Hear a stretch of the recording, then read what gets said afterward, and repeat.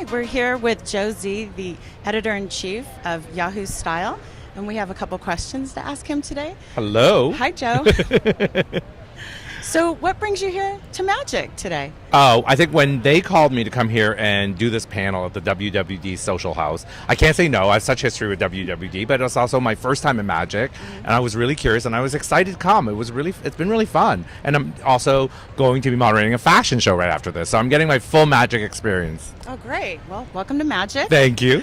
So one of the things that I know a lot of the buyers have been talking about, so obviously New York Fashion Week just finished. You just got off the plane. But you know, the buyers are also monitoring how consumers are reacting to all the social media feeds from all the shows, right? So we're trying to translate the trends that we're seeing at New York Fashion Week to the showrooms here for the buyers to buy. So I know we went over a couple trends with you earlier, but I was just wondering, what would be two or three trends that you think the buyers should not leave here without? Oh, I think I mentioned it earlier. I love that orange-yellow palette. I think, that feels fall, but it feels like a new type of fall.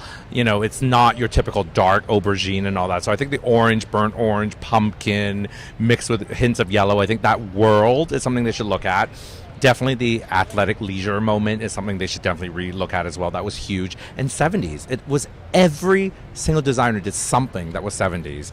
So I think, and 70s is such a loose interpretation. So it can really be anything from just a touch of suede to something that's flared. It could be a bow blouse. It could be anything you want. But I think that world of 70s is still so big right now in fashion all over New York Fashion Week. So we also mentioned something about emerging designers. Yes. And we showcase some amazing emerging designers. What would be something, do you think, that buyers should be looking for emerging designer? Like some traits that they have, or silhouettes, or stories behind them? I think when it comes to an emerging designer, and I love that idea because I do support them, and I had a TV show for 3 seasons helping young designers sort of get their business up and running.